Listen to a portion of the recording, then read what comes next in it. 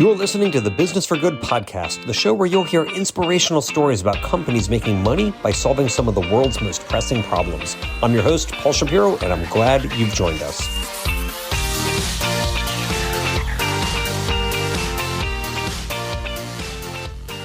Welcome, friend, to episode number 134 of the Business for Good podcast. I'm so glad that many of you listeners shared your feedback with me on the last episode with Josh Tetrick, the CEO of Eat Just and Good Meat. I always love hearing what you think about this show. If you haven't let me know, feel free to go to businessforgoodpodcast.com and you can message me there. As a reminder, we are in the midst of a multi-part exciting series focused solely on cultivated meat or real animal meat grown without slaughter. This is not only because there's a new updated paperback edition of Clean Meat, my book, coming out on April 9th, 2024, which you can pre-order now, but also because there has been a lot of skeptical news coverage of this sector lately, as anyone following it knows. I wanted to offer leaders in the industry a chance to give their opinions on such criticisms in their own voice. Not in short sound bites or quotes in a news story or even a blog, but in full conversation so that you, the listener, can hear their points of view and be the judge for yourself. Maybe you're an investor considering whether to invest in cultivated meat, or perhaps you're an entrepreneur wondering if you should start your own company in the sector or join one of them as a new employee. Or maybe you're just someone who thinks this space has real potential and wants to find out if it's viable or not. Either way, this series is for you. And just like our last episode, I think you're going to like this one too, as we've got Nia Gupta, the CEO of Fork & Good, on the show. There are some companies in the cultivated meat space, like Eat Just, as you heard in the last episode with Josh Tetrick, who's running Good Meat, their cultivated meat brand. They're betting that massive stainless steel tanks, think like 100,000 liters or 250,000 liters, are the path to commercialization. Well, Nia Gupta is thinking something smaller. She argues that there may be a more realistic path using a larger number of smaller tanks, think maybe 1,000 liters. And these tanks are also void of the impellers that agitate the more conventionally used reactors in the sector. Founded in 2018, the company was spun out of Modern Meadow, the first ever cultivated animal product company, which is now focused on materials like leather rather than meat. They've raised more than $20 million in their first 6 years. And Fork & Good just held their first ever tasting of the animal cells they're growing. They were pig cells. And as you'll hear in this conversation, it turns out, looks like it was a real success. Now, does Nia think that the cultivated meat industry might make up 1% of the conventional meat industry's volume within the next decade? Listen on to hear her insights in this episode for the answer to that question and so much more about how she believes that this industry is going to succeed.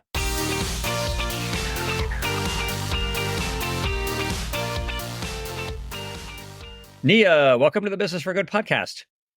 Thanks, Paul. It's good to be here. I'm so glad to be talking with you. Congratulations on your tasting that you had recently. I saw just a few weeks ago you were serving up conventional and hybrid pork products in Davos. So that looked pretty awesome. Tell me what happened with that and what were you actually serving? Oh, it was really fun. So I'm the CEO and co-founder of Fork & Good, and we are cultivating both beef and pork. And this was one of the products that we have where we're blending cultivated meat cells together with conventionally raised pork. And we did a double-blind taste test of the blend versus 100% conventional pork. And so I didn't even know which was which. We put a blue sticker and a yellow sticker, and there were 40 people of all walks of life, like students, investors, professors, and one guy in Switzerland who walked into an Irish pub hoping for a beer and then participated in a historic cultivated meat tasting. Yeah. You got something a little bit more expensive than beer. He did. Then I asked everybody like who thought blue was the blend, and about 50% of the hands went up. And then I asked who thought yellow was the blend, and then another 50% went up. I said, who has no idea? And they're just guessing, and another 50% of the hands went up. And I asked what people preferred. They preferred blue, and blue was the blend. So the blend, to my recollection, it was 30% cells you had cultivated that were pig cells, and they were mixed not with plant-based material, but with conventional pork. And then the other one was solely pork. But I think you did have one that was also plant-based plus cultivated cells, right? We did. So there were certain people of who are vegetarian or vegan. And for those customers, we did a over 50% pork cell with less than 8% pea protein mix. If it's if it's about 50% pork cells and 8% pea protein, what's the rest? Oil? Where's the other 40 or just that's okay, cool. Yeah. Nice. Well, congratulations. So, I wish that I could have tasted this myself. I have like a personal, I guess I should say I have a self-perception as somebody who likes to try all of these novel products the first time they come out. So I hope that I get to visit your pilot plant in New Jersey sometime and try this. But let's just start from the beginning, because you did this big thing recently, but it's not like you guys are a new company. I mean, you founded this thing like 6 years ago, and you already had been running your own startup even prior to Fork and Good in the hydroponic space. But then you decided you wanted to throw your hat into the cultivated meat ring. So why did you do it? And what have you been doing for the last 6 years? It wasn't my decision. I was bullied into it by the four gachas. Okay. And so that'd be Andres and his father, Gabor. So for those of you who have read the book Queen Meat, they're the founders of also Modern Meadow, the leather company that is profiled in the book. But all right, so they bullied you mercilessly and ruthlessly and unethically into this. How did they do it? Essentially, I had an entire career in conventional agriculture and spent a decade and a half on like regular farming. And I got to a point where I was advising clients like the Ministry of Agriculture in Nigeria on how to set up feedlots. Great for productivity, terrible for sustainability and public health. So I became interested in innovation, was working on this hydroponics farming business. Modern Meadow, the first company in the space, as you mentioned, had done amazing things to get the idea out there, proved that they could make something that tasted good and had the right nutrition, but it was the price of gold, right? And they had spent 5 years doing research, were much too expensive, and were contemplating whether to continue this or not. And our first interaction was me saying, don't do it. This is going to be guilt-free meat for the 1%, right? Oh, and to their credit, they took a bunch of different advice and decided to wind down the cultivated cell section of their business. And Modern Meadow is now precision fermentation. Yeah, what was happening is Gabor and I started problem solving and comparing cell culture to animals. And we ended up co-authoring a patent and just a methodology that we thought could be far more efficient than conventional tissue engineering. And that one thing led to the other. And we got really excited about the possibility of creating something more efficient than livestock. And that's the point where I was bullied into moving into New York and starting another company around this. Well, they're very persuasive. I remember in 2014, so a decade ago, I was at Modern Meadow in Brooklyn, in like the Brooklyn Army Terminal where it was at the time. And I thought I was just touring, and I was actually with Isha Datar, who's the head of New Harvest, and also Ryan Pandya, who was a co-founder of Perfect Day and served as the CEO until recently. But it was a decade ago, and we were touring it, and out of the blue, without forewarning, Andres pulled out these little chips of like steak that he had grown. And he started showing us videos of all these like billionaires who he had served it to. And this is the only people who had eaten. It was like Sergey Brin. No, it wasn't Sergey Brin. Who was it? I forget. It was like the people who he was giving them for free, but he was doing it to try to procure investment, basically, from these phenomenally wealthy people. And then he asked us, these three mere mortals sitting there in front of him, like, do you want to try a bite? And I was, I knew, like, at first I wanted to be a good guest. He's like offering me something, but I've been a long time vegan, and here he is offering me like actual beef that he had grown. Right. And I just said yes, and I ate it, and so did Ryan and Isha. And we all enjoyed it. It wasn't that much. It was kind of reminded me like of eating a potato chip that was made out of meat. It wasn't like a the steak chip. I remember that. Yeah. But anyway, it was very generous of him. Very cool. But then, as you mentioned, they wound down that portion of the business. Right. To food. At that time, that one chip you ate was probably $100. Yeah, I think he mentioned that to me, actually. And, that's very generous. But, $100 is a lot of money for a chip, needless to say. But, it could have been much worse than that. You got, if you had gone back a few years, I mean, the Mark Post burger that was debuted in 2013 cost over $300,000 US. So, it's not that bad. But I owe Andres $100, I guess. But anyway, so they bully you into starting this company, and the idea is that you're going to be able to do something differently, right? That you're going to be able to do something. This is now in 2018, so Mhm. Eat Just and Memphis Meats, which is now Upside Foods. These companies were already founded, already doing things, but you thought that you had a better way to make cultivated meat. So what's different? Like maybe not even what you were thinking then, but today in 2024, what's different about Fork and Good that you're doing compared Mhm. to other companies in the space? I think the biggest difference is the philosophy. Like, are you going in, like, looking at tissue engineering and these amazing breakthroughs and trying to make each of them bigger and cheaper? Or are you looking at, like, first principles of livestock and what livestock are doing? And so everything we've done has been around, well, livestock efficiency is based around feed conversion. What's the feed conversion of cells? Right. And in the past, we just assumed that cell culture was more efficient because you're not needing to grow eyes and spinal cord and all the rest of it. And you're taking a few weeks as opposed to years. But it's not, right? So just because you're not growing the whole animal doesn't mean that cell culture is more efficient. What I found is that when you are growing cells outside of livestock, they're taking 10 or 20 times more feed. And that means it doesn't matter how big you get, you're always going to be more expensive. And this applies also to the climate impact portion, because if you're taking about 40% of carbon emissions from animals are coming from the feedstock. So if you're 10xing or 20xing that, you now have a more carbon intensive meat. So what we were looking at was, is there a way that cells can be more efficient? And we did several things to the bio process. So we didn't use stem cells for one. We started where feed conversion was the highest, so mammals, beef and pork, where we had the best chance of beating the feed conversion. We then didn't use scaffolds, right? So we grow these cells in three-dimensional clusters, and we have a patent issued for that. We then applied the first principles thinking also to the manufacturing. So we're not using farmer grade, stir tank bioreactors. We're again thinking about, well, how do we get this incredibly high yield of cells in a small space and have cheap enough capex for this to make sense, for this to match the cost of conventional meat? So it's just from every step of the way, comparing it to farming and really streamlining. Mhm. Now, Yeah. in our pilot facility, we have done the math and we are now at 3 or 4 calories of feedstock in for 1 calorie of meat out. So, for reference, that's 4 times more efficient than a pig and 5 times more efficient than a cow. It doesn't mean we're cheaper yet, but we really are confident. Like, I now have the conviction that we will be. And so maybe a good way to put it then would be Fork and Good is more farming and less pharma.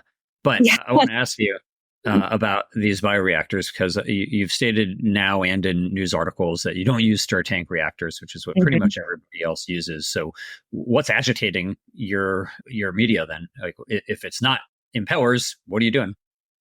And so part of the reason we had to invent different bioreactors was not just because the existing ones were expensive, but if we did use an impeller, like, think about what I just described.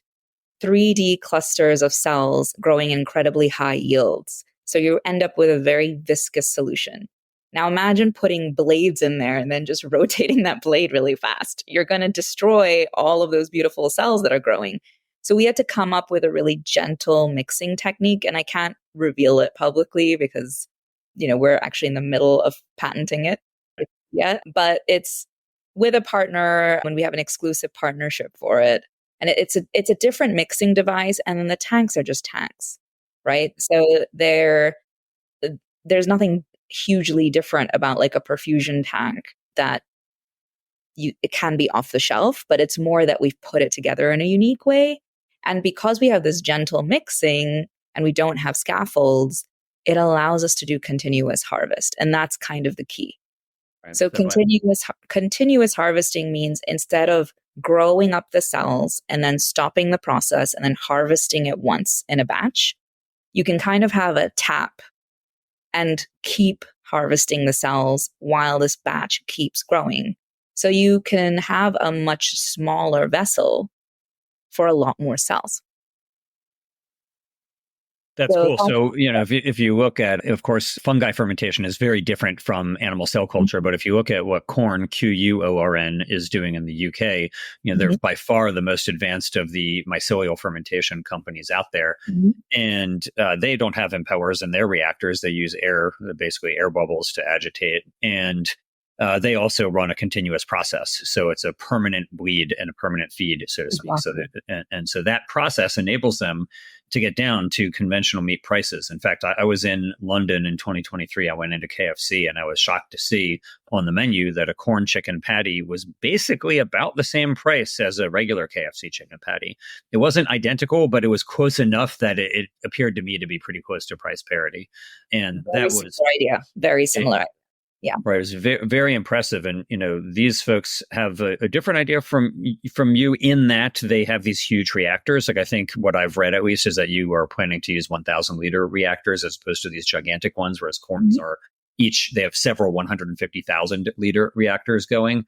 But is that still your plan, to try to assemble a number of 1,000 liter reactors as opposed to having a corn style 150,000 liter tank, or what Eat Justice talked about, where they want to have like 250,000 liters going at once? Is that still the fork? Yeah. 1,000, 10,000, but no more than that. So there's definitely economies of scale, but I think that you have to think about this a little bit like a craft brewery, right? So it's not about how big your tanks are. It's about how do you spread labor across the amount of yield? How do you spread capex across the amount of yield? And for us right now, it's just important to de-risk. So there's a lot of questions on scale. So the reason we're thinking about 1,000 today is Fork and Good is thinking about what's the smallest facility we can build and still prove that the payback period makes sense, and then unlock this cheaper cost of capital. So it's a little bit opposite, right? Where some people are trying to do the biggest possible to prove the scale by making a lot of product, right? But we believe that as long as you have shown the customer traction, you just need to have the smallest possible facility that still gets you that payback period. And by the way, meat processing is not profitable. Their payback periods are between 10 to 13 years. So proving that you could do this in, under 3 would be a huge, really big deal in just meat processing overall. Yeah, and for those who aren't initiated, by payback period, what we're talking about is how long does it take for you to make enough profit that you pay off the initial capital investment in this plant, or an internal rate of return. And there's different ways. I talked with Josh Tetrick earlier in this series about this, and he was looking at it not so much as an IRR, or an internal rate of return, as to how to pay the plant off, but how to produce enough return for the investor that even if you do have a double digit year IRR, like you were talking about, at least the valuation of the company is high enough that the investor who funded the capital expenditures could get their return at least. That approach makes a lot of sense because they've gone for raising a lot of money at high valuations. And so we are on the other end of the spectrum where we haven't raised a lot of money and we've been very capital efficient. And so that allows us to be able to go for this approach. Mm-hmm. Yeah. And so I think, correct me if I'm wrong, but I think Fork and Good has raised like 22 million to date. Is that correct? And let me ask you. Yeah. I'm sorry? Closer to 23. 23. Okay, got it. Thank you. Okay, so let's talk then about money, because you said it was about a year ago and you had raised that 23 million or so, and you said that hopefully that would help you get through the regulatory approval and small scale restaurant launches. We're a year later, so where does it stand? Where are you on regulatory approval? You obviously did the launch in Davos, not yet small scale restaurants because you don't have approval to sell, but where are we in terms of that cycle for Fork and Good? So when we had raised our Series A, it was to submit regulatory and to set up a pilot facility. So we knew our science was working, we had the prototype, but we had to prove that the manufacturing was working at scale and this continuous harvest could happen and these new bioreactors were actually working. So we have done that.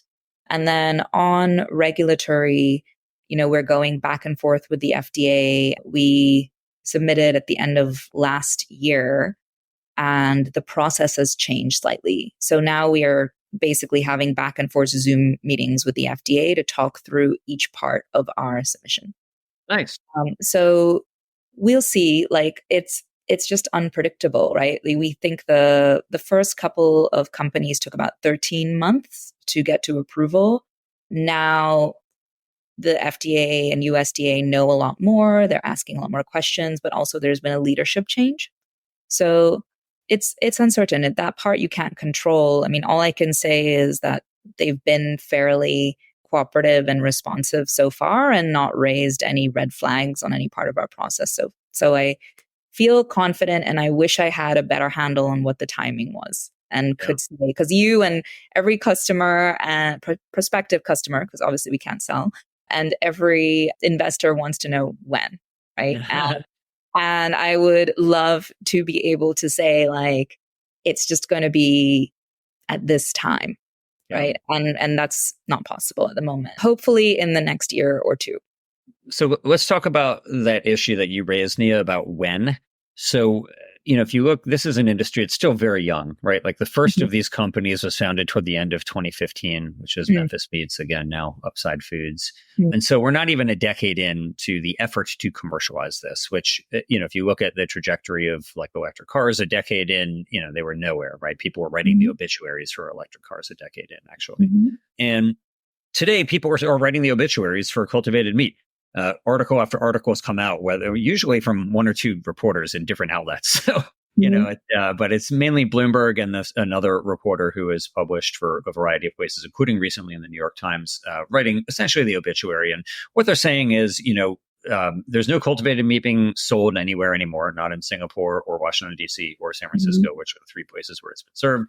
The two of the best funded companies, Upside Foods and Eat Just, have paused their major plant construction efforts because of lack of funding. Investors seem to be interested in other things, at least at this time, when it comes to cultivated meat.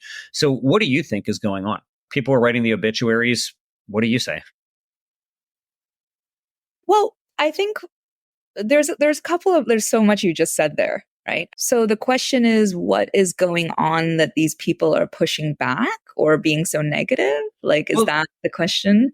Well, yeah, let me rephrase it then. So there are many people who are pushing back in that there's a backlash and they're trying to ban the sale of it, right? So like you have some people like these journalists who say this cannot work, right? You have some journalists who say this cannot technologically work. It is a pipe dream.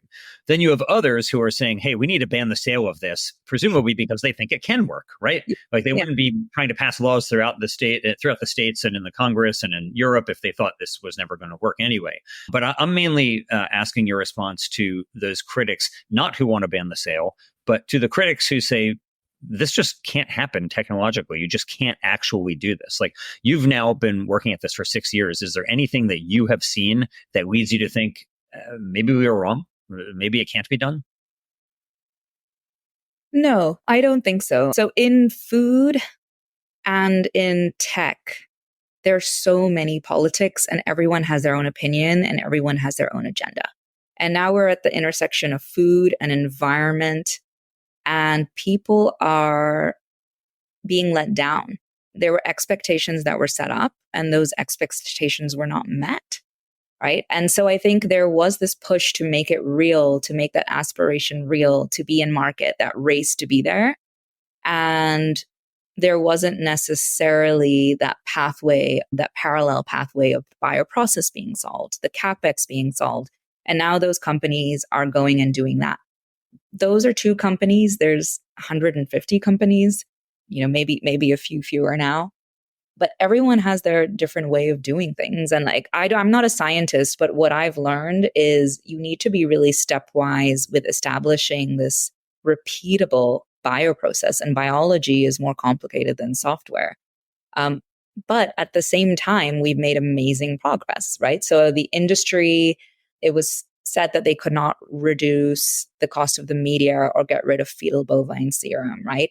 That's now table stakes. I think everybody has gotten rid of fetal bovine serum. There was this whole question mark around growth factors. Growth factors are in the sense now because they're produced recombinantly. This is just on the media. So the media costs have gone from hundreds of dollars to now I think a couple dollars, or even 50 cents or 20 cents for some companies. So that's been a massive improvement. People have been using tools like CRISPR to really strategically edit cells, and they have amazing cell lines that are working. So there's so many parts of this industry that are working. There's delicious prototypes that have gone market. There's customers that are showing that they want to buy this stuff.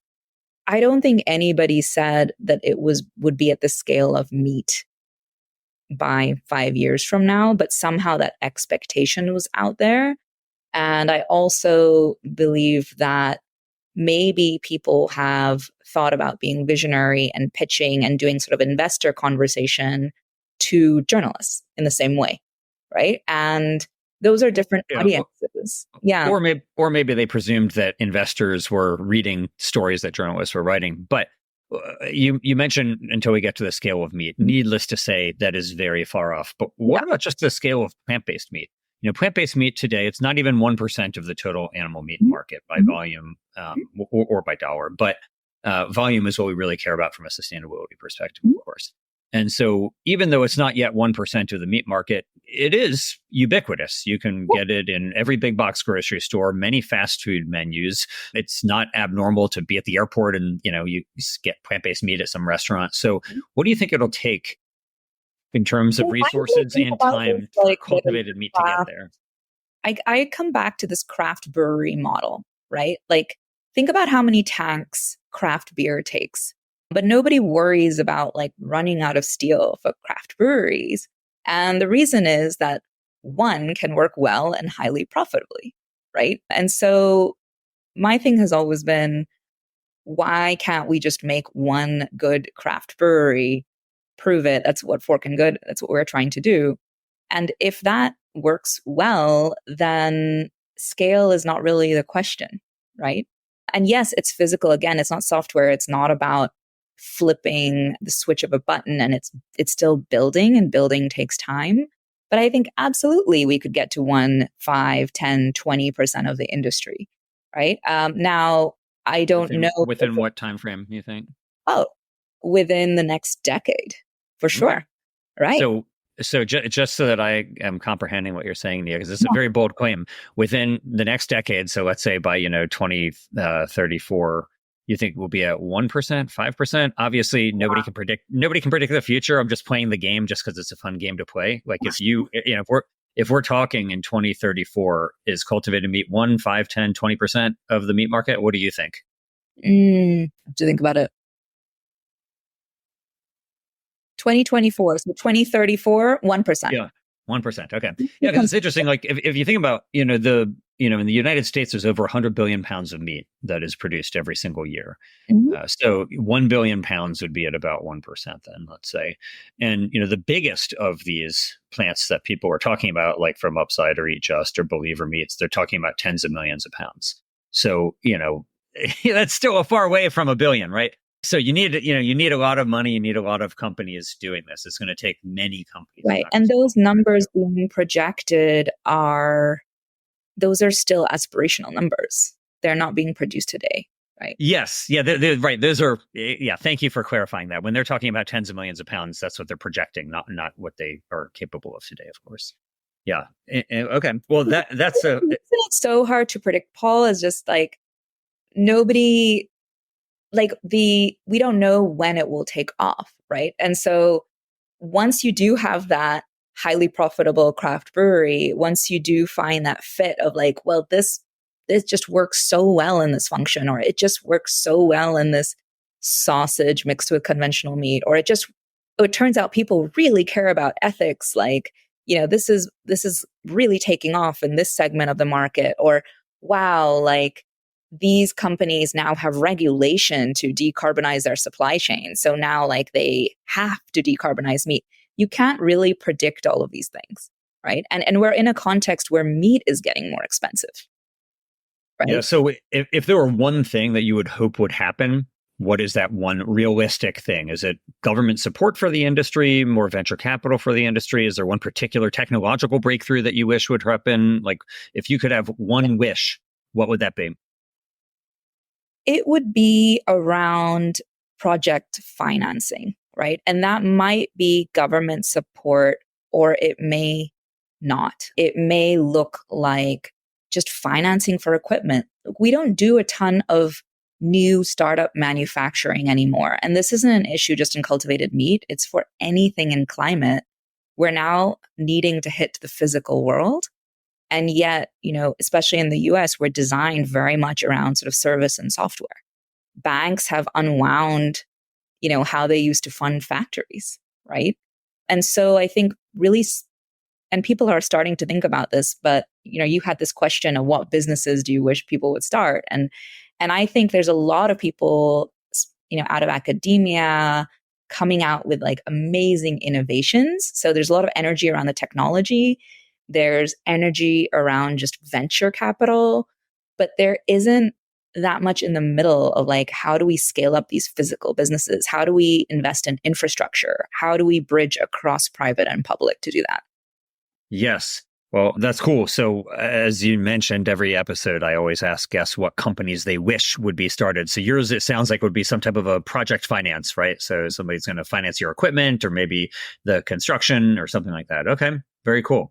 Let me ask the other question that I always ask every guest on the Business for Good podcast, which is that if there were resources that were useful for you, would you share them? So were there books, speeches, anything that you found useful in your journey as an entrepreneur that if somebody is looking at you and saying, man, Nia seems pretty cool, I'd like to accomplish what she's done or something like it, what would you suggest to that person? Oh, wow. Well, I would say one of like the biggest resources also finding just real sponsors and mentors, like especially, being a woman of color in entrepreneurship. It's just going to be a tougher journey and there's going to be fewer people that look like you. And so, I went to Harvard Business School and didn't take a single entrepreneurship class, right? Because I just didn't think it was for me. So I think finding just a couple people who like really believe in you is super, super important. And then books wise, I read Man's Search for Meaning every year, Frankl. It's incredibly grounding on just how do you keep meaning at the center of your life and how important meaning is in work.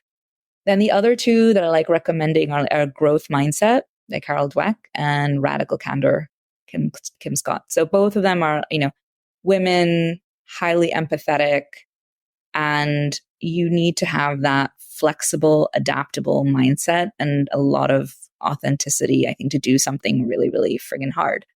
And so, yeah, I don't know if I'm a good advice giver at this point, but I just found that those to be like good touch points and resources to keep me resilient. Very nice. Well, we'll link to those in the show notes at businessforgoodpodcast.com. And I will mention about Man's Search for Meaning by Viktor Frankl, which I also highly recommend. When my wife and I got married 5 years ago, our friend who officiated the wedding, there was that book we wanted him to read from because it was that important to us. Oh, which part did you read? I'll include it in the show notes. So I hate to paraphrase when I could. So I would hate to. I love that. That's so sweet.